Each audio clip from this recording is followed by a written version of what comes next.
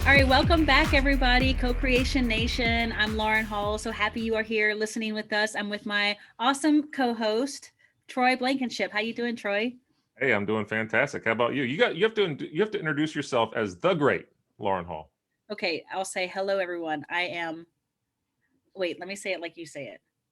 I'm the great Lauren Hall. It sounds like I'm about to open a stage hypnosis show, Troy. Well, maybe it's in the cards for you. Who knows? Yeah, I had a guy at a convention, a hypnotist, tell me that I should go into stage hypnosis, and I do want to bridge that gap because I think there's a lot of psychology when you get a group together. You know, the group think element, Hmm. and people can feel more comfortable in a group. And you know, I had a guy in yesterday that it was his first time, and I could just tell sort of how nervous he was about it, even though I'd already had talked to him on the phone. Uh, to do my best to just to bring the science. It's not anything that I'm doing to you. You're already hypnotizing yourself. It's easier to recognize I'm dehypnotizing, the story that has led you to this change that you're needing to hire me for. Yeah, exactly right. And it's funny because I was just reading this research study just the other day, as a matter of fact. And it was about smiling. So Mhm. these researchers, they took a group of subjects and they put, you know how you like bite down on a pencil? You probably did this in school, right? You take a pencil right in your mouth, you bite down on it. Yeah. So what they did was they had their subjects, their test subjects, these individuals, take a pencil and bite down on it, and it artificially creates a smile. Yes. I mean, bite down. And then what they did was they drew a little bit of blood and they tested for certain chemicals in the blood, like the feel good chemicals, right? Like dopamine and things like this. And these people weren't smiling at anything in particular. They were just smiling because they had this pencil in their mouth, right? And then what these researchers did was they took the same pencil, the same group of people, and they put it in their lips. They put the pencil in their lips. So it automatically induces a frown, Hmm. right? Like that. And then again, they took a little bit of blood and they found that those feel good chemicals were not present in the blood. So the conclusion of this study, which I thought was really fascinating and interesting, was that even if you're faking a smile, your body is believing you, your mind is believing you, right? So I think it's interesting that, somebody can take this information and they can go out and they can smile and they can see and they can feel their body change and they can feel how good it feels to smile. And I guess, in a pre-COVID world when people didn't have masks, you could also understand the responses that people would, what you would receive back from other people. Because if you're walking around with a smile, people are going to greet you differently and smile back, as opposed to if you're walking around town with a frown. So I thought that was very interesting, right? I mean, it's a little difficult now, I suppose, with this, we're all wearing masks, and everything going on. But even if you were smiling under the mask, you're creating conditions in your body. You're giving your body a hit of these chemical cocktails that's making you feel better, right? Because your body is believing you and your reactions. And I thought that was very interesting I because it love it. shows exactly how, our body and how we feel follows the brain, the direction of the brain. Absolutely. That Yeah, I love the way you described that study. It's so powerful how simple we can access the inner pharmacy. I like what you said, chemical cocktail. I mean, our Mhm. brain is always making chemicals, and we don't understand because we get into patterns. And I wouldn't say people are probably patterned to frown, but it's definitely underestimated how quickly something as simple as smiling and even faking a smile, right? Put a pencil in, which I love that it was pencils and not pens, right? Because then you don't have anything on your teeth. We're Right. talking about like a wood pencil, so it's a bit soft. Did I tell you? So with my clients, I give them like some outside of office exercises, and Yeah, and tell me. so I don't know why I wanted to use this literation, but I call them super simple strategies. So then I thought, okay, I'll keep it all with an S, right? Hmm. And one of my categories is silliness. And for silliness, I have them get the elbows above the shoulders, just sort of open up the chest space because we usually compress our heart, which puts the whole body into some stress because the heart's the most vital thing. Hmm. And this car dealership, like little wavy Davies, which someone told me that's what their name Yeah, is. yeah, with the fans. Yeah. Yeah. So Your so I'll fans. say do 20 seconds of that, to change that chemistry. But I'll tell them that idea too about putting something in their mouth to fake that smile, because I mean, yeah, the science validates it. It's so cool too that they like went through and showed a frown, like what that'll do. Yeah. I mean, and it's something too that, I mean, I've told people in the past, right? Where I say, look, your job is to walk around town or walk around the block with a smile on your face. And I don't care if you feel like that's the furthest thing from what you want to do, right? But walk around your neighborhood, do a loop, walk around the block if you're in a big city, right? It's like, I don't care if you're feeling horrible. I don't care if you're crying, but take the time, the 5, 10, 15 minutes, however long it takes you to do your loop or walk around the block. And when you come back, you will feel different. And without fail, people have told me when they've done this that they were so miserable when they first started out on that Right. walk, right? And they were so upset about something because it's old programs, right? It's their old hypnosis patterns that come back. And when they come back, I've never had one person say, I feel worse or I feel just as bad. They all say something like, I feel a little bit better, or, oh, I could see a change, or, oh, I felt a shift. And I just think it's so amazingly interesting that just something as simple as a smile can change someone's day and can change someone's emotional state. It's really special. I So love I know today we're going to get into the benefits, right, of hypnosis online, all those. virtually, and Yeah. also in person. And I think this is a really good discussion that we should have had before, I feel like. But this is a really good discussion in my opinion, because I run my whole practice virtually online, and you have all of your clients more or less, right? Most of them come to you in person. And I thought it was kind of an interesting topic to discuss a little bit, because I would imagine that there'd be people out there listening to Co-Creation Nation, listening to our podcast and saying, and maybe asking themselves, is there any difference between, a virtual hypnosis session and an in-person hypnosis session? Yeah, I mean, people are curious. This is what we do all day as part of the business, is explain hypnosis and how effective the mind can be permanently positively altered by doing these simple sort of things like walking and smiling. um, because I have a physical office, and a couple like we've mentioned before, Mhm. um, but I am moving more to location independence, as like my family dynamics change and things in the business grow. It is a shift that I'll make over the next coming months.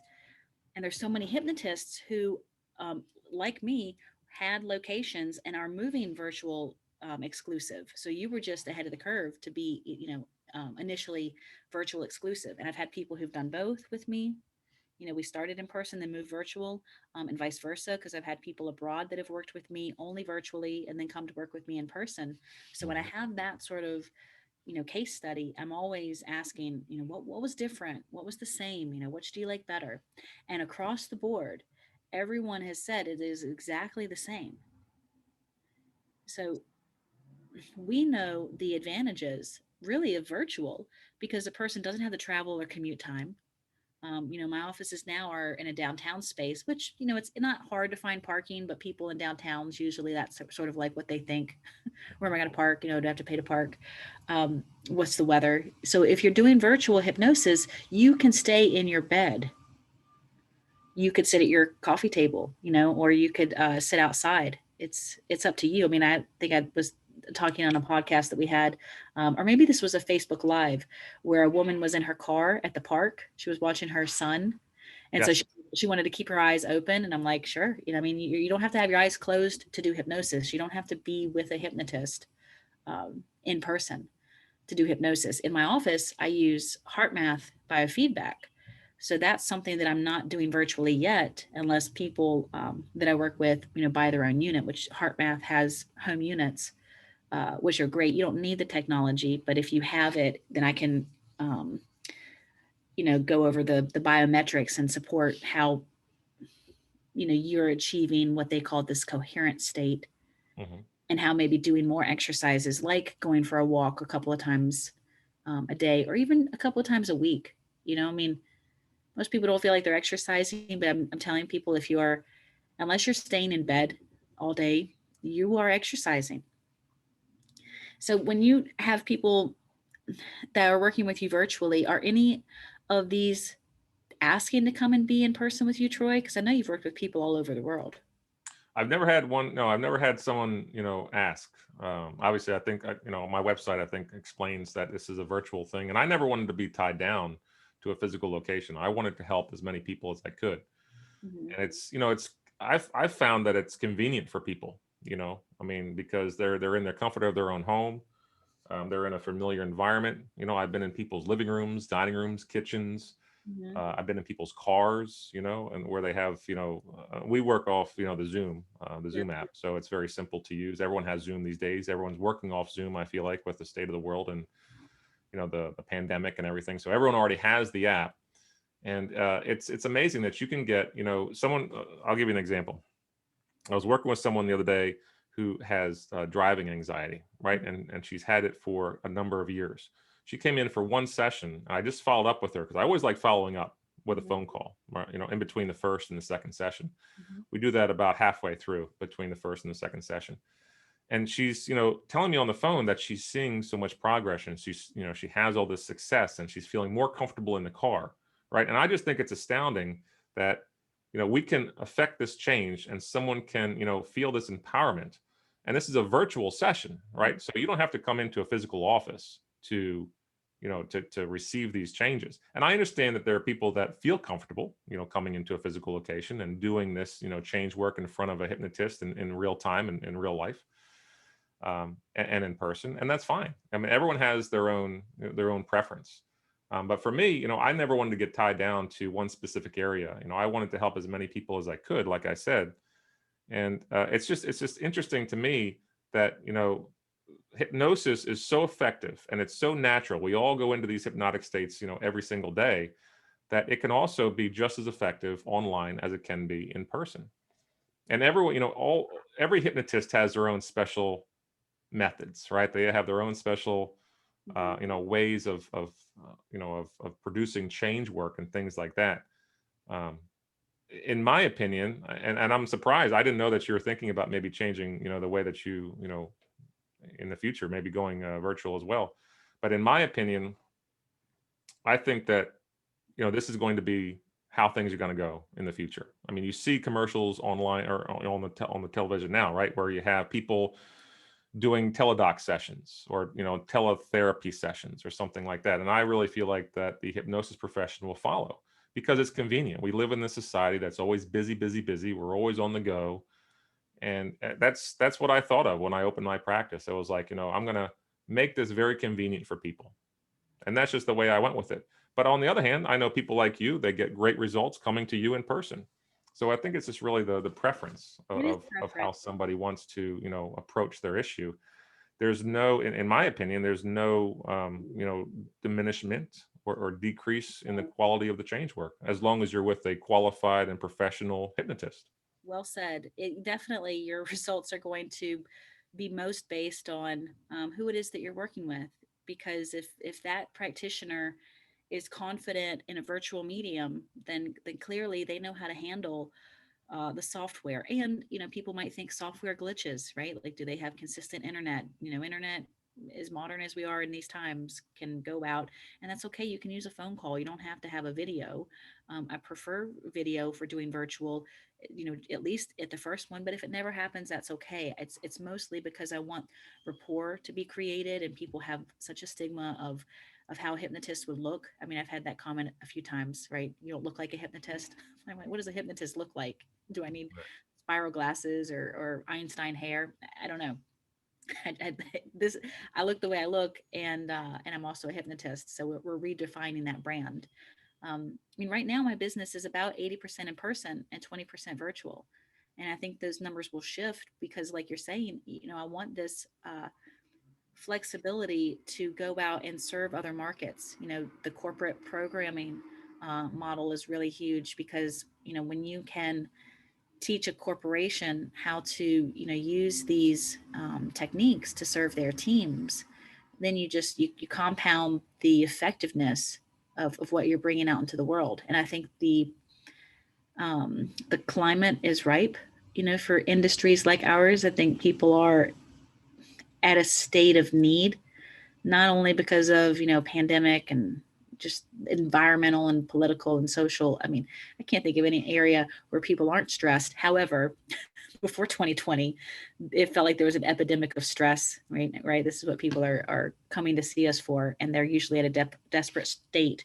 So hypnosis is on the rise because of, passionate thought leaders like us who are making podcasts, putting articles out, like bringing the real valid science to the forefront to say, whatever you might call this technique, if you look in the history, like it all has its roots in what we're calling hypnosis.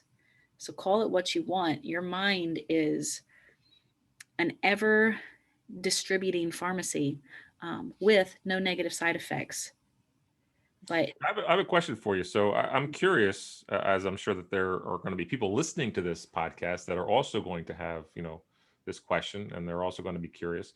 So if someone comes to you, Lauren, Mhm. and somebody wants to do an in-person hypnosis session, can you kind of walk us through, kind of give us a 30,000-foot view of what that typical first session looks like? That person's walking in your door of the, of your office, of one of your, like, dozen offices now that you have. Right. How does that work? Well, this is what's even, maybe takes more time than what would happen virtually, is because you've got to have a person feel comfortable with you. They're in your space.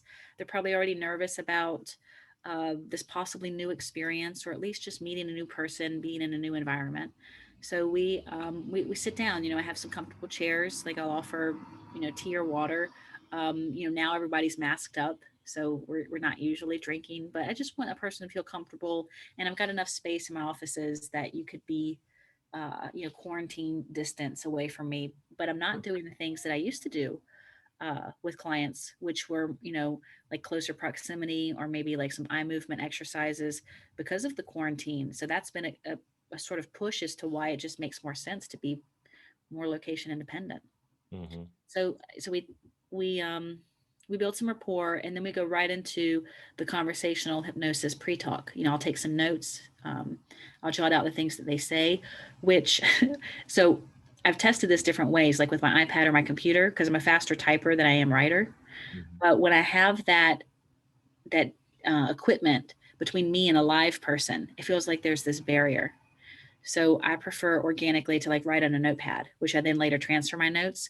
But if I'm doing a Zoom, then I can just, without like taking my eyes off the camera, because I'm staring at the camera as if I'm making eye contact with this person. I mean, that's how focused my attention is on them. And what's funny, when you look at the camera, when you're looking into the camera on Zoom, you can't also see yourself. So I don't know how I look. So hopefully I don't get like crazy eyes staring intensely. No one's ever said that. They usually comment that they feel pretty comfortable, but I can type when I'm doing my intake with a person who's virtual. So to me, that's a benefit for me because I'm a faster typer, so I can have um, more capture on the subtle ways that people say things, Hmm. right? Because if somebody says like I've felt stressed my whole life, like sure I can type those words in, but the amount of pause that they use in between that, the amount of like punctuation that they put, into stress, like which word did they most emphasize? Was it stressed? Was it whole? Was it life? Hmm. So much that we communicate beyond words. And I really appreciate being able to type it, but I don't want me typing when I'm with a person live to put a barrier up for us. Sure. That makes a lot of sense. Yeah. And one day when I get tech savvy, I'll find an app where I can use my Apple Pen on my iPad so that I'm jotting notes, and then that translates to text. We'll Yeah. see. I'm always using supportive tools. Well, I know. So I know, for how I run my practice virtually, right? I always schedule a consultation call, phone call with someone first because Mhm. I want to make sure that we're going to be a good fit to work together. I want to make sure, I want to hear them, kind of like what you're just saying, right? What kind of words they're using. Tell me your story, right? Tell me what's going on. Tell me how I can best help you. Tell me what you want to change, right? These kinds of open-ended questions. So we get the whole story out, right, on the consultation call. And then when they come back for their first session, that's when we have to be strategic, right? So I let them know in the first, 5-10 minutes exactly how we're going to structure these sessions moving forward. And here's why. right? So I explain everything to the client because I want them to be on board with everything. I want them to understand that, everything that we do from here on out is going to be for a specific purpose, because you're here working with me for your change. You want to change something. You want to have this positive change. You want to experience something different. You want to change the neural framework in your brain and create a new path for yourself. Live a life that you deserve, live the quality of life that you deserve. So I always like having the consultation phone calls first. And then when they come back for the first session, that's when we get after it. That's when we have to be very specific with the change work that we're creating. Okay, so yeah, it sounds like your initial consult is a little bit what I do in my pre-talk, Mhm. portion at the first meeting. And this is what I love, that you and I have like a similar effectiveness in our success, but we're coming at it from completely different processes. I mean, some of our process is similar. What do you do between session 1 and 2? You said you check in halfway. Is that normally like a week or 2 Well, weeks? so yeah, normally there's a week gap between. Normally there's a week gap between every session, right? So between the first session and the second and third, and so forth. Mhm. Sometimes it might be a 2 week gap, right? But normally it's one. And then I've always liked following up with someone, in between the sessions. So 3 or 4 days after the first session, for example, we'll arrange a quick 10 to 15-minute phone call, right? That's not on Zoom, unless they're international, of course, and then we have to get on Zoom. But Mhm. yeah, 10 to 15-minute phone call, and just to check in. Hey, what are you noticing that's different? What have you been using? And we want to, what those phone calls are specific for a reason, because we want to make sure that the individual, the client, is seeing success. That we want to make sure that they're seeing some change, because that is the momentum that we're looking to build upon going into the next session. So going into the second session, or going into the third session, or whatever session is next. So things that we discuss are, what kinds of things are you noticing? What's different?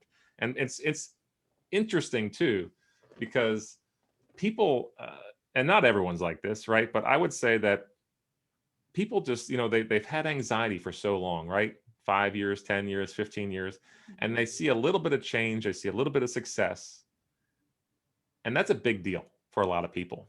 Yep. But I would say that for the large majority of the people that I do follow-up phone calls with right after that first session, is they'll say something like this. They'll say, it was okay. Or they'll say something like, yeah, now that you put it like that.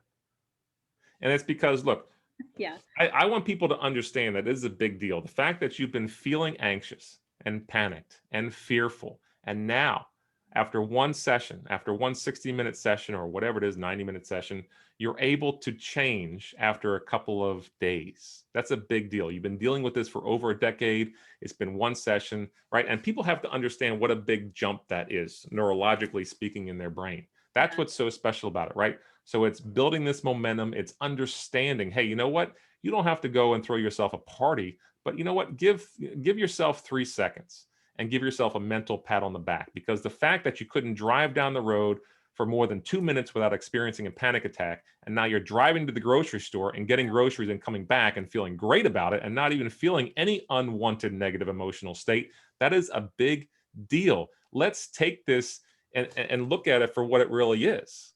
You know what I mean? And when I people know. start to wrap their minds around this change and how fast it is, and how fast that they can create this for themselves, that's when they can start to walk into their own empowerment. And that's Yes. one big reason why we have these check-in phone calls in between the sessions, because it's so special and magical for someone to understand and grasp that concept.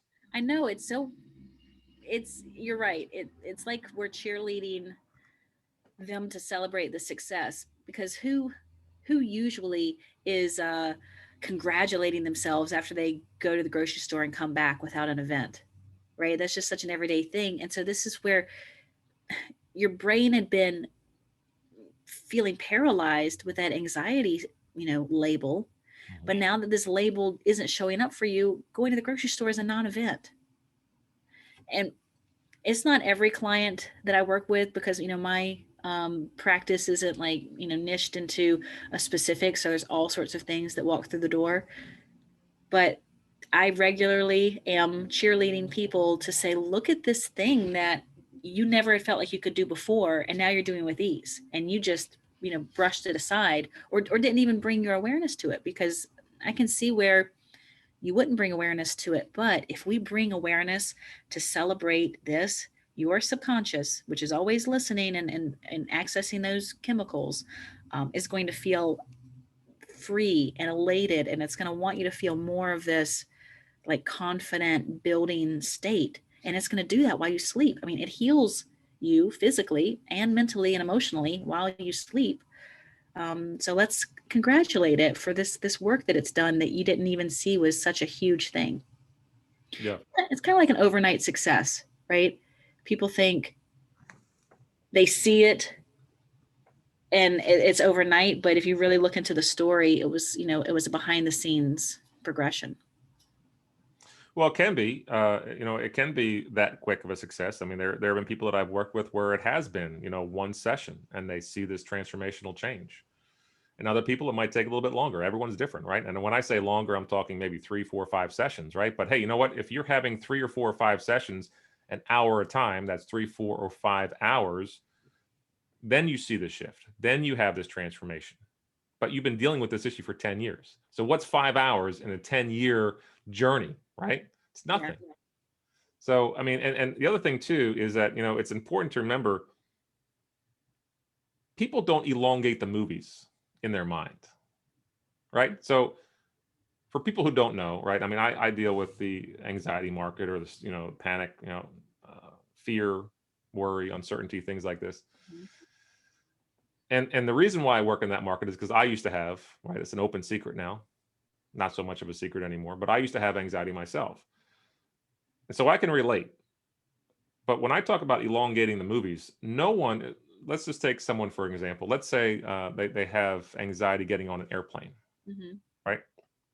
And they feel the full force of this anxiety when they close the door of the airplane because now they're trapped. Now they can't get out, right? Now it's like, all right, now I'm going to go, I'm going to deal with whatever I'm going to deal with for the duration of this 3-hour flight. When they think about getting back on the airplane, their mind stops and freezes on when that door of the airplane closes. Mm-hmm. It never elongates and continues to them landing, the door opening, and them stepping out into that tropical location for their vacation, Mm-hmm. right? Their mind stops at the crescendo of that anxious moment. So when someone comes in and they say, I have driving anxiety, it's interesting because they will always say, yeah, it's when I get on highways. It's never when they get off the highway and reach their destination. So in hypnosis, right, we're building this neural plasticity. We're building these neural circuits in your brain to allow your brain to understand that your story doesn't stop when the airplane door closes or when you merge onto the highway. It stops when you get to your tropical destination and breathe that salty air. It stops when you get off the highway and reach your destination. So this elongation, right? This momentum that we're carrying into this process and building that flexibility for people is very valuable. And that is something that can always be done and taught to our clients, whether it's virtual based or whether it's in person, because that is such a valuable concept, in my opinion, to allow someone to understand that, hey, you know what? Your story does not stop when that crescendo moment happens. It stops when you find the relief of getting off the airplane and walking into your vacation or getting to your destination after getting off the highway. So there's a lot of components, in my opinion, that are just as effective, virtually speaking, Yes. as they can be, in person. And that's why I love this business so much, Lauren, because I mean, the fact that we have these front row seats, I know we talked about this last time, to witness this personal change, this transformational change in our clients is so priceless. Mm-hmm. It so much is. I mean, I feel gleeful so often because of finding this career and the impact that I get to make, personally, with friends and family, professionally, and I love to continue to study it because it's so interesting how obvious the information is, but I understand how, because we don't understand what's happening in the mind, that we can sort of brush it aside. And because sometimes it can be a subtle shift, or even sometimes the massive shifts. I mean, I have people, because I love weight loss clients, following up with them a few months later, And it's like they're down like 10, 20, 30 pounds. And they're almost not all, most are elated, but some argumentative that I don't know if the hypnosis changed anything because, my diet, I'm still, eating too much of this or not enough of that, or not exercising at the gym, 8 days a week like I wanted to. Right. And I'm like, your conscious mind was telling you that that needed to change. But we talked to the subconscious and just told it to make the changes to your metabolism, to the way that you carry weight, to the confidence that you feel. Because when we feel confident, we take care of ourselves. We love moving our body. The body will feed itself and move itself. If we could just let our brains be on that tropical beach somewhere, uh, we we'd all be our better selves. I mean, we'd come in different shapes and sizes, and that's what should happen, because you could have a supermodel body and still not feel super. So health really is a feeling state. But I want people to be empowered and not closed off to doing this virtual. Because, one other perk of virtual sessions, and I love working with people in person. I'll always keep my office no matter where I am in the world. At least one office, or have multiple offices in multiple countries or something, because it is nice to be with a person, and create that rapport. Sure. But virtually, there's no limitation on when they can come and work with you. Because if I have people, I mean, I've had a few people fly in, which is um, is humbling, but I'm also like, wow, that's a lot of effort for you to come in and work with me. Like, we could have just hopped on a phone call. Sure. Um, and so if a person's like flying in or driving several hours, and then I'm asking them to come back in another week or two, because I do the same thing. I mean, I recommend within 4 weeks, we Mhm. reinforce sessions 1 and 2, for doing a couple of sessions. So that's the thing about virtual. I think it's something that people should try. What about groups with virtual hypnosis, Troy? Because I've done groups in person, with corporations and for other like small groups or families. And this month, because we're in COVID, I've had those same people reach out to me, and we've done it virtually, and that's been really interesting, because I would have thought that would have been a challenge, because how do you sort of get everybody's attention? When you're a presenter in a room, then it's a lot easier. But if everybody's like at home, they could turn their cameras off. Like, you don't know if they're getting coffee or whatever people Mhm. do on their long Zoom calls. Well, groups can certainly work. I mean, whether you hold them as like like a meeting type format, or maybe even like a webinar type format, right? Now, it's something that I do plan to put into my business, right, as a component this year.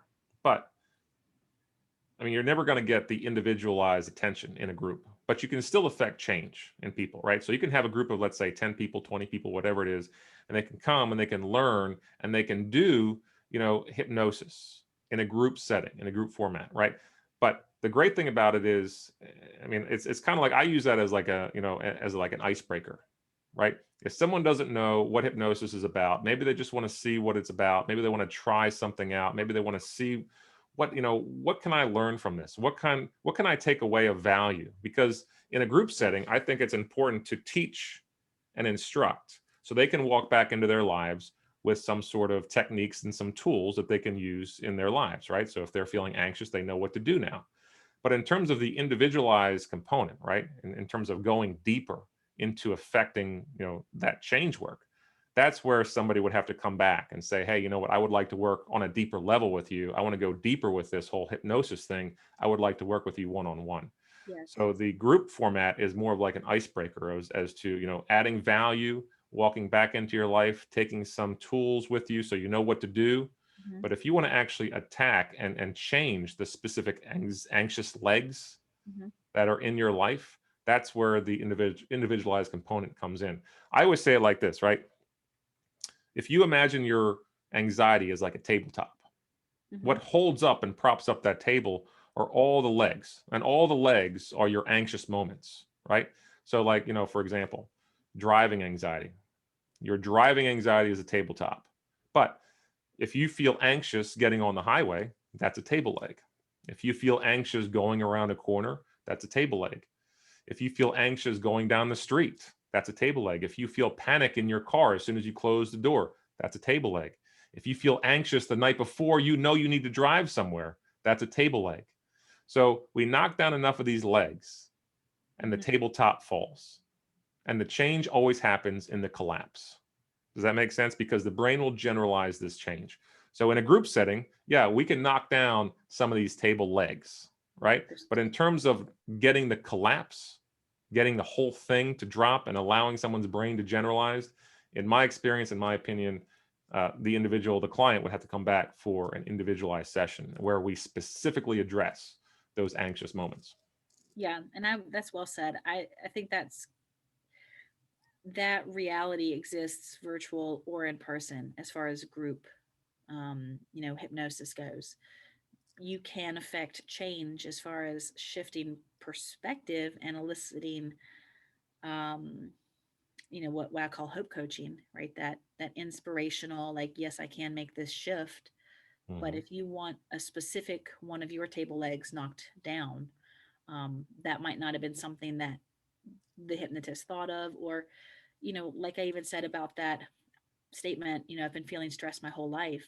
You have an audience of 20 people who say that statement, maybe feel that statement, they're still going to have a different emphasis on certain words because we all have a unique history and perspective, and opinion. Mhm.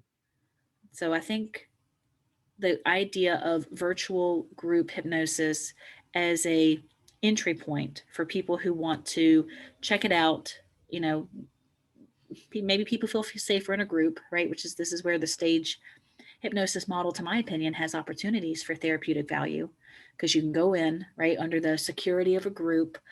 People are going to start maybe laughing, right? If the hypnotist is doing drama and magic, and then we know the laughing is going to make you smile. You're going to have more dopamine. You're going to be feeling good. You're going to be more permissioned to laugh out loud, right? If other people are doing it.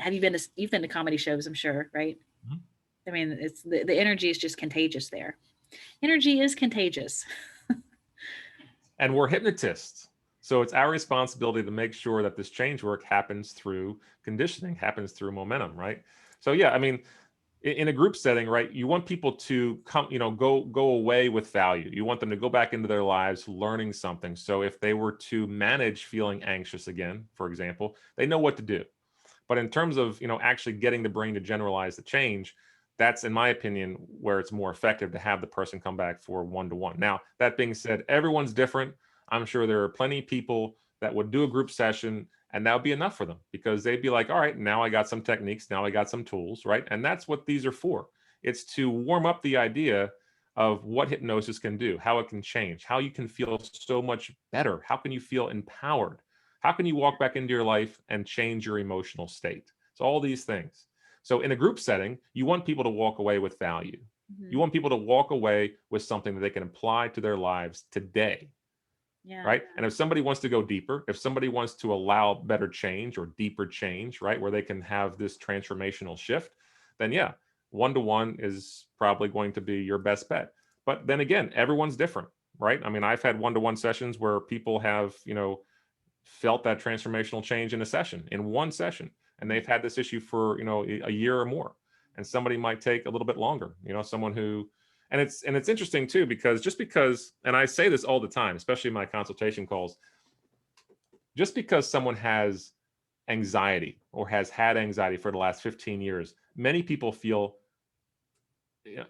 they feel like they need another 15 years, right, to just get back to some sort of normal baseline, or just to feel neutral again. And it's not how it works. That's not how the brain is designed to work. So Yes. somebody can come in and they can have this issue for a decade, 15 years, 2 decades, whatever it is, and they can see this change within a couple of sessions.